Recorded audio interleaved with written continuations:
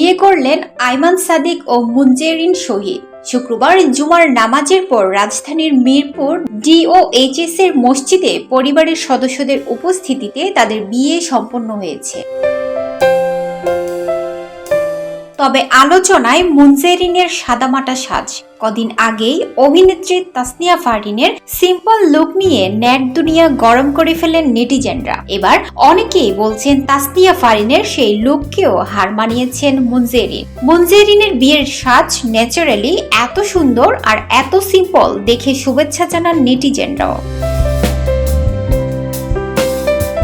আগামী 23 সেপ্টেম্বর রাজধানীর সেনাকুঞ্জিতে তাদের বিবাহোত্তর সংবর্ধনার অনুষ্ঠান হবে। দীর্ঘদিন সম্পর্কে থাকা এই জুটি বিয়ে নিয়ে কঠোর গোপনীয়তায় বজায় রাখতে চেয়েছেন। এর আগে সামাজিক যোগাযোগ মাধ্যমে বিয়ে করছেন আইমান মুনজেরিন। এই সংক্রান্ত একটি খবর ছড়িয়েছে।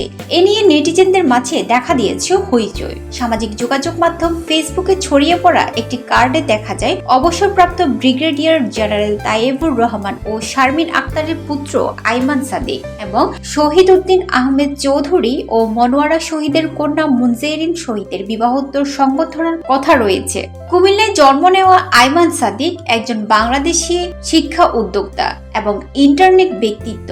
তিনি 2015 সালে 10 মিনিট স্কুল প্রতিষ্ঠা করেন। এটা এমন একটা প্রতিষ্ঠান যা অনলাইনে শিক্ষা বিষয়ক বিভিন্ন তথ্য এবং সহযোগিতা বিনামূল্যে দিয়ে থাকে।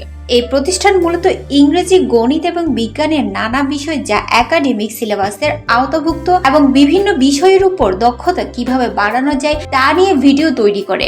আইমান সাদিক ছিলেন ঢাকা বিশ্ববিদ্যালয়ের আইবি এর ছাত্র। মুনজেরিন শহীদের জন্ম চট্টগ্রামে।